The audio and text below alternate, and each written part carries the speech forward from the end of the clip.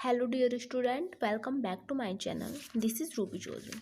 So student, SST जो class 10th के लिए है उसमें हमने अपना 6 चैप्टर विनिर्माण उद्योग, इसमें हमने वेरी शॉर्ट क्वेश्चन और एक शॉर्ट क्वेश्चन कर लिया था और आज हम इसके बाद का जो चैप्टर है उसको करेंगे। इसमें हमने पहला शॉर्ट क्वेश्चन भी कर लिया था कि चीनी उद्योग के लिए आदर्श स्थिति क्या है। तो इसके बाद एक या दो शॉर्ट क्वेश्चन और करेंगे हम। पहला शॉर्ट क्वेश्चन हम मतलब इसके बाद हम करेंगे कि भारत में एल्यूमिनियम परगलन संयंत्र किन राज्यों में स्थित है। सो एल्यूमिनियम जो है उसका परगलन लोहा इस्पात उद्योग के बाद भारत का दूसरा सर्वाधिक महत्वपूर्ण धातु शोधन उद्योग है। एल्यूमिनियम हल्का, जंगरोधी, ऊष्मा का सुचालक है और धातुओं के मिश्रण से कठोर बनाया जाता है। इसका उपयोग हवाई जहाज, बर्तन में तारों आदि को बनाने हेतु किया जाता है। भारत में एल्यूमिनियम परगलन संयंत्र ओडिशा, पश्चिमी बंगाल, केरल, उत्तर प्रदेश, छत्तीसगढ़, महाराष्ट्र व तमिलनाडु राज्यों में स्थित है। इस उद्योग में बॉक्साइट का उपयोग कच्चे माल के रूप में किया जाता है। सो इन्होंने एल्यूमिनियम जो संयंत्र है उसके बारे में पूछा है और ये किस किस राज्यों में पाया जाता है और इससे क्या क्या बनाया जाता है आदि के बारे में हमने बताया। सेकंड क्वेश्चन है कृषि पृष्ठ प्रदेश, पृष्ठा प्रदेश किसे कहते हैं।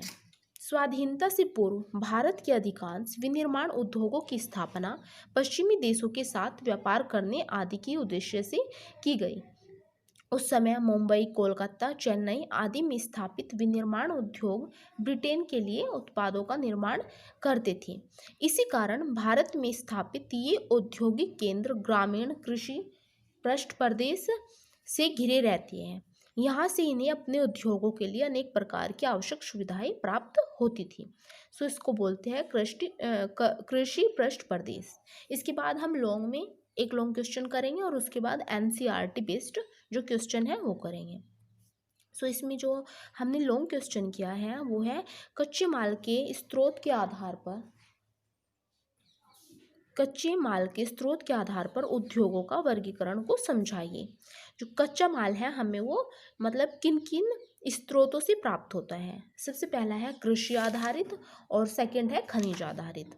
सो कृषि आधारित जो उद्योग है वो कौन कौन से हैं, जैसे कि चाय, कॉफी, वनस्पति तेल, सूती वस्त्र, ऊनी वस्त्र, पटसन, जूट, रेशम के वस्त्र आदि।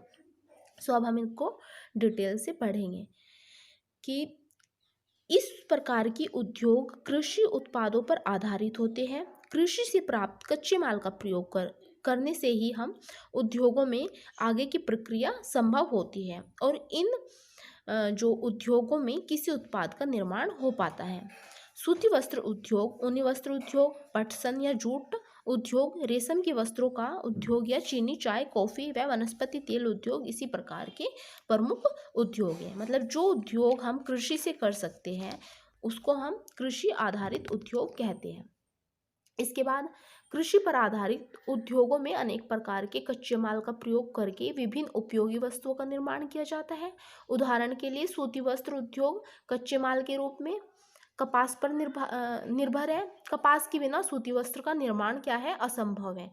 तो ये सारी चीज़ें, जैसे कि गन्ने से हम चीनी का उद्योग नहीं कर सकते। अगर गन्ना नहीं है तो गन्ना क्या हुआ, एक कच्चा माल हुआ और उससे हम चीनी का उद्योग कर सकते हैं। तो ये सारी चीज़ें क्या हुई, कृषि आधारित। इसके बाद खनिज आधारित उद्योग। ये उद्योग विभिन्न प्रकार के खनिजों की सहायता से ही अपने उत्पादों का निर्माण कर पाते हैं।